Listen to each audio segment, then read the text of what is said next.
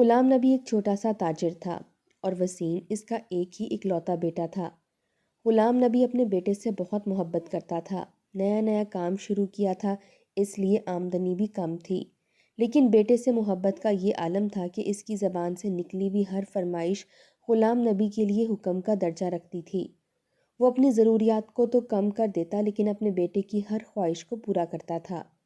آہستہ آہستہ غلام نبی کا کام بڑھنے لگا، کاروبار میں ترقی بڑھنے لگی، اسی طرح اس کے بیٹے کی خواہشات بھی بڑھنے لگی تھیں اور وہ ضدی اور خود سر ہونے لگا۔ جس چیز کو پسند کرتا اسے اپنی ضد بنا لیتا کہ مجھے ہر قیمت پر یہی چاہیے۔ غلام نبی اسے وہ چیز لازمی لے کر دیتا۔ وقت یوں ہی گزرنے لگا۔ وسیم شہر کے مہنگے ترین اسکول میں تعلیم حاصل کر رہا تھا۔ غلام نبی کی خواہش تھی کہ وہ ایک کامیاب بزنس مین بنے، اس لیے اس کی پڑھائی میں کوئی بھی کمی نہیں چھوڑی تھی۔ اس کے اسکول کے اخراجات بہت زیادہ تھے، اسی طرح ٹیوشن کے اور دوسری بھی کئی ضروریات تھیں۔ ان سب اخراجات کے باوجود بیٹے کی بیجا خواہشات کا یہ عالم تھا کہ وہ کبھی بھی باپ کی جیب کو دیکھ کر نہیں چلتا تھا۔ جو چیز وسیم کو پسند آ جاتی وہ وہی ضد کرنے لگتا کہ اسے وہ ہر قیمت پر چاہیے۔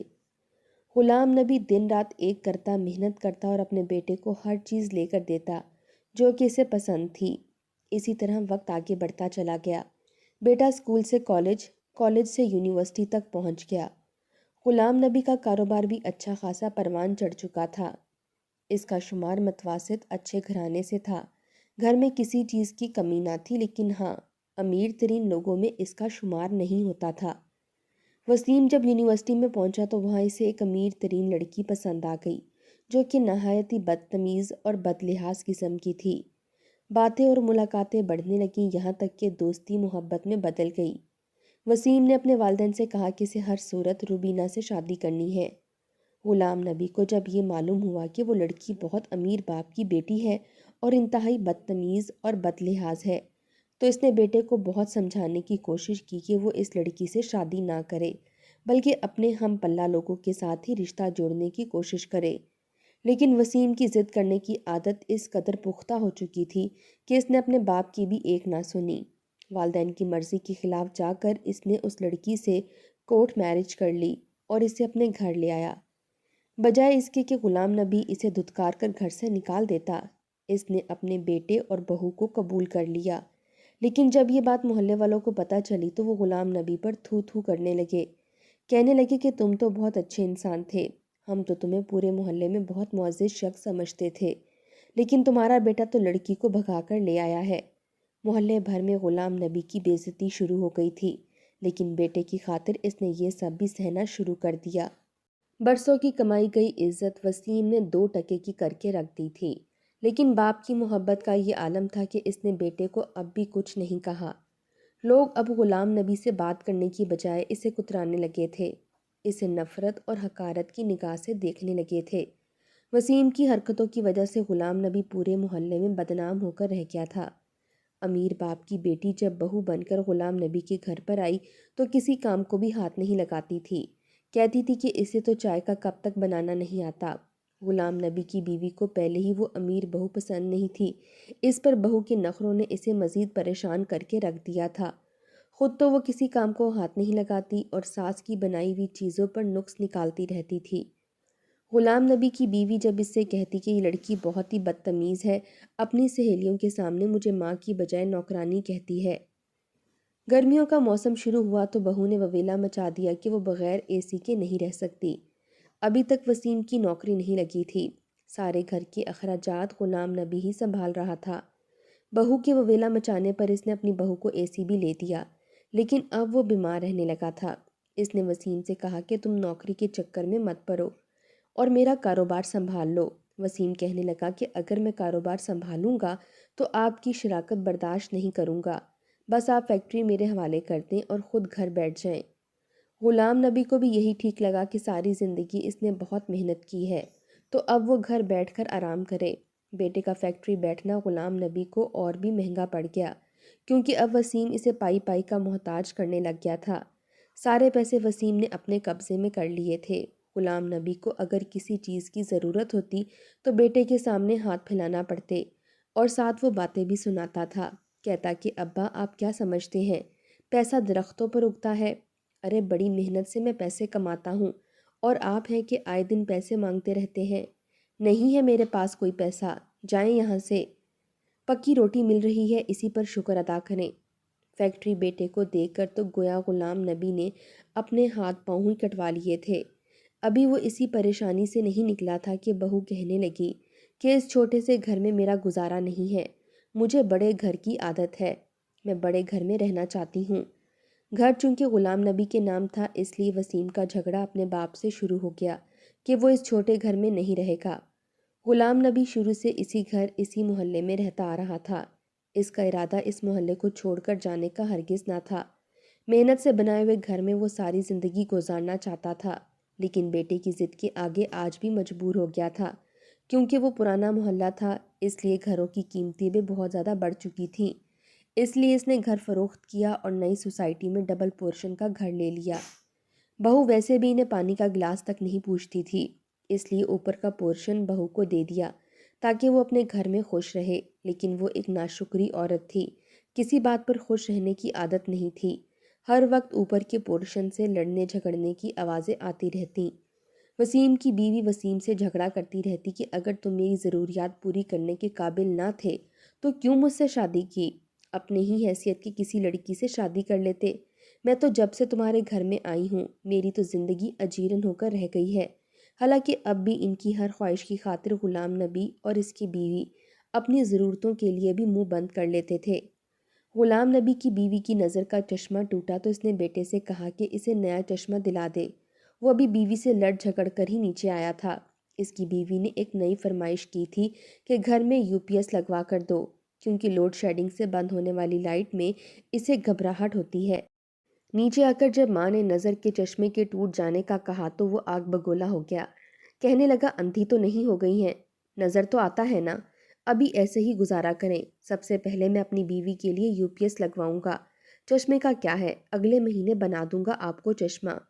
اب تو وسیم غلام نبی کو خرچہ دینے میں بھی تنگی دینے لگا تھا، لیکن دونوں میاں بیوی یہ سب برداشت کر رہے تھے۔ اگلے روز غلام نبی کی بیوی سو رہی تھی کہ جب دھڑلے سے دروازہ کھلا۔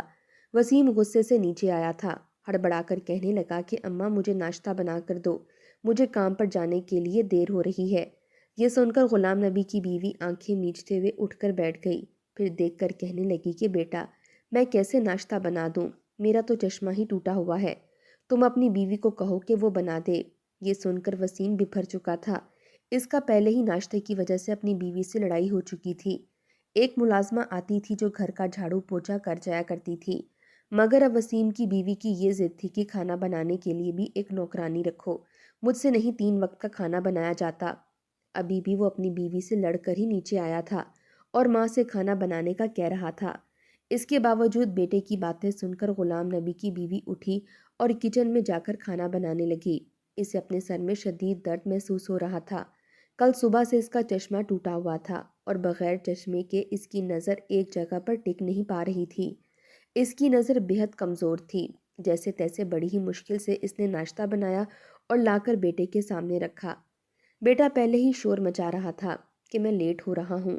جیسے اس نے چائے کا کپ لبوں سے لگایا تو اگلے ہی پل کو چائے منہ سے گرا دی تھی۔ کہنے لگا کہ یہ کیا بنایا ہے، یہ چائے ہے یا نمک والا پانی؟ اتنا کہہ کر اس نے کپ زمین پر مارا اور اٹھ کر غصے سے ماں پر ہاتھ اٹھا دیا۔ اس نے ماں کو مارا نہیں تھا، صرف ہاتھ ہی ہوا میں بلند کیا تھا۔ یہ منظر دیکھ کر تو غلام نبی کی بیوی 2 قدم پیچھے ہٹی تھی۔ بیٹے نے ہاتھ تو روک دیا تھا، مگر غلام نبی کی بیوی کا دل تو جیسے رکنے لگا تھا۔ ماں کو باتیں سناتا وہ وہاں سے چلا گیا اور پیچھے غلام نبی کی بیوی روتی رہ گئی۔ کچھ دیر بعد جب غلام نبی باہر سے واپس گھر آیا تو گھر میں اس کی بیوی زمین پر پڑی تھی۔ اسے اٹھانے لگا مگر اس کی تو جیسے دھڑکن ہی رک چکی تھی۔ فوراً اپنی بیوی کو اٹھا کر ہسپتال لے گیا، جہاں ڈاکٹر نے یہ بتایا کہ یہ وفات پا چکی ہے۔ اس کی بیوی بھی اسے چھوڑ کر جا چکی تھی۔ اس نے تو کبھی سوچا بھی نہیں تھا کہ اس کا واحد سہارا اسے یوں چھوڑ کر چلا جائے گا۔ بیٹا تو ویسے ہی کب کا پرایا ہو چکا تھا۔ ایک اس کی بیوی تھی جس کے ساتھ وہ دکھ سکھ کی باتیں کر لیا کرتا تھا، اور اب وہ بھی یہاں سے جا چکی تھی۔ وہ نیچے والے پورشن میں اکیلا رہنے لگا۔ بہو بھی حاملہ تھی، اس نے تو سسر کی ذمہ داری اٹھانے سے صاف انکار کر دیا۔ مجبوراً جو بھی ہوتا سارا کام غلام نبی کو خود ہی کرنا پڑتا۔ جب تک اس کی بوڑھی ہڈیوں میں جان رہی وہ اپنا بوجھ خود اٹھاتا رہا، خود ہی اپنے لیے کھانا بنا لیتا۔ گھر میں راشن ختم ہو جاتا تو بیٹے کے سامنے ہاتھ پھیلانے پڑتے۔ وسیم بھی اسے 100 باتیں سناتے ہوئے چند پیسے دے دیا کرتا، جس سے غلام نبی اپنے کھانے پینے کا بندوبست کر لیا کرتا تھا۔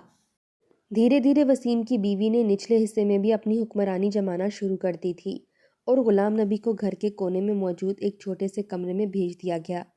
غلام نبی وہیں رہنے لگا، اس کے پاس سوائے اپنی ایک چارپائی اور بستر کے اور کچھ بھی نہیں تھا۔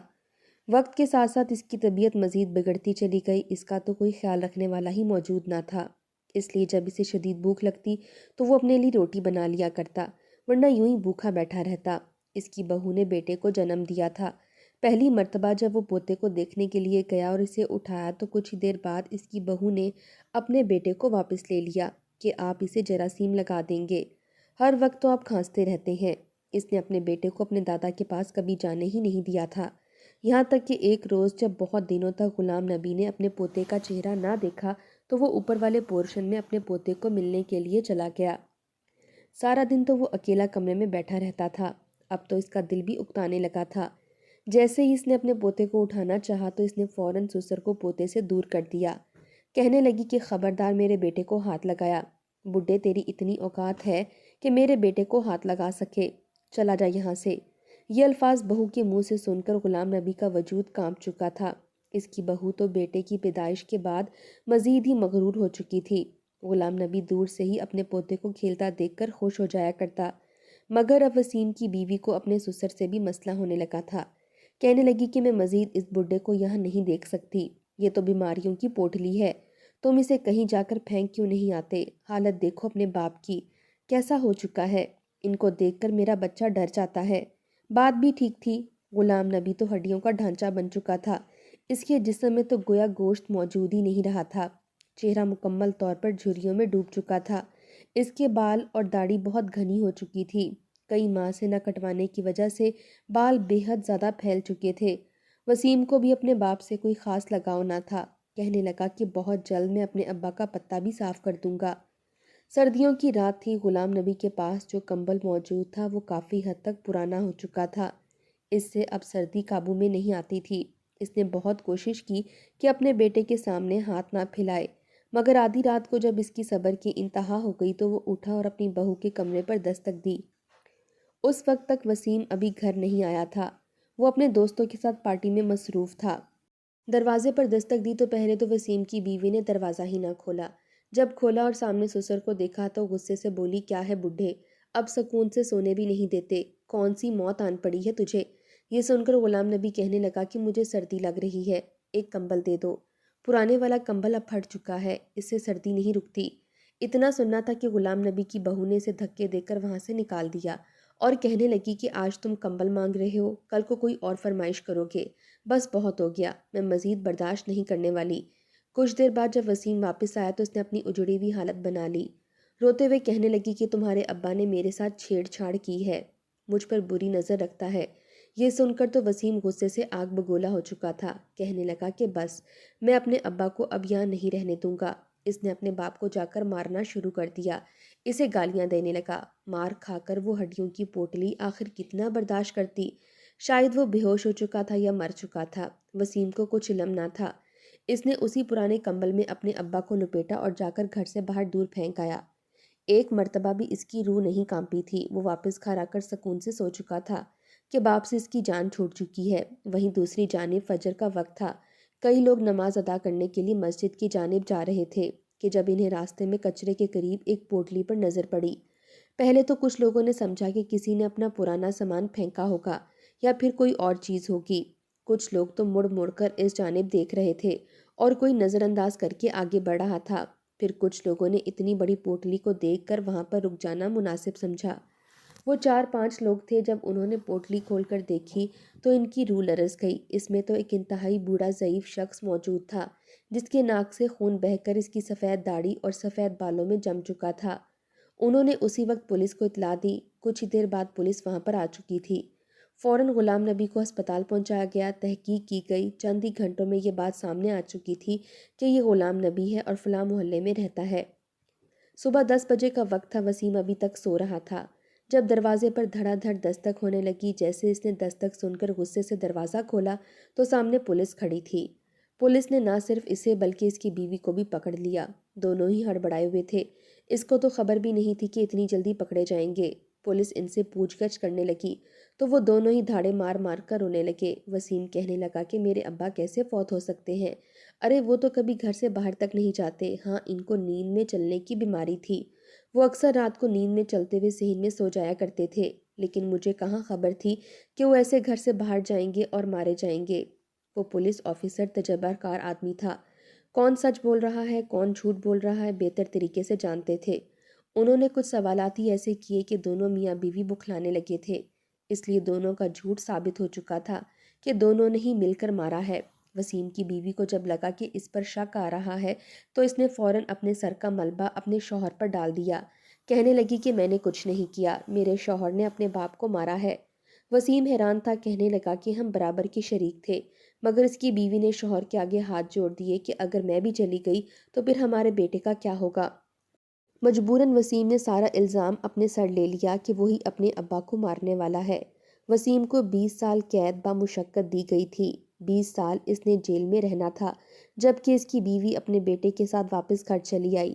اسے اپنے شوہر کے جانے کا دکھ تھا، مگر یہ بھی سکون تھا کہ چلو 20 سال بعد اس کا شوہر واپس آ جائے گا، تب تک اس کے پاس اپنے باپ دادا کا بینک بیلنس تو ہے۔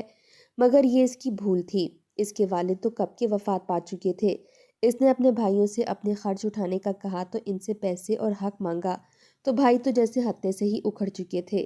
کہنے لگے کہ تمہارے شروع سے لے کر اب تک تمہاری ہر ضرورت پوری کی، تمہارے لاکھوں کے خرچے اٹھائے، تمہارے شوہر کو لاکھوں روپے دیے، تم کب کا اپنا حق وصول کر چکی ہو، اب تمہارا اس جائیداد اور دولت میں کوئی حق نہیں۔ یوں بھائیوں نے بھی ہاتھ کھڑے کر دیے تھے۔ اسے تو کوئی راستہ ہی نظر نہیں آ رہا تھا، آخر وہ اپنے بچے کو کیسے پالے۔ وسیم کا جو بینک بیلنس تھا اور فیکٹری سے جو پیسے آتے تھے، مجبوراً اسی سے گزارا کرنا پڑا، مگر فیکٹری کا مینیجر اب 2 نمبری کرنے لگا تھا۔ وہ دھیرے دھیرے فیکٹری کی تمام تر ذمہ داریاں خود ہی سنبھالنے لگا۔ وسیم کی بیوی کو تو ان معاملات کا کچھ خاص علم نہ تھا۔ ایک روز فیکٹری کا مینیجر اس سے فیکٹری کے کاغذات وغیرہ لے گیا اور چند ماہ بعد یہ خبر ملی کہ وہ فیکٹری مینیجر اپنے نام کروا چکا ہے۔ اب اس میں وسیم کا کوئی حصہ نہیں رہا۔ جب اسے یہ بات پتہ چلی تو وہ چیخ چیخ کر رونے لگی۔ آخر کو اکیلی عورت تھی، اس کے ساتھ کوئی نہیں تھا، کہاں تک جا کر وہ اپیل کرتی اور اپنے شوہر کی فیکٹری کو واپس لیتی۔ اب اسے احساس ہو رہا تھا کہ اس نے کتنی بڑی ناشکری کی۔ جب پیسے اور کھانے کے لالے پڑے تو اس نے ایک اسکول میں پڑھانا شروع کر دیا، ساتھ پارٹ ٹائم جاب کرنے لگی۔ اسے جہاں بھی ویکینسیز کا پتہ چلتا وہ اپلائی کرنے لگی، کیونکہ اسے اپنے بچوں کی پرورش کرنی تھی، اسے پالنا تھا۔ وہیں وسیم اپنے کیے کی سزا جیل میں بھگت رہا تھا۔ دھیرے دھیرے وقت گزرتا گیا۔ وسیم کی بیوی کو اب احساس ہو چکا تھا کہ اس کی ساس نے کتنی مشکل سے وسیم کو پالا تھا۔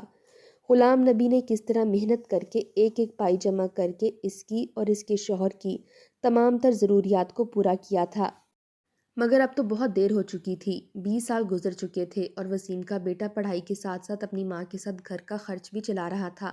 وہ کالج سے واپس آ کر رینٹ پر کار چلایا کرتا۔ جس روز اس کے ابا جیل سے واپس آنے والے تھے، وہ اپنی ماں کے ساتھ اپنے والد کو جیل سے لینے گیا۔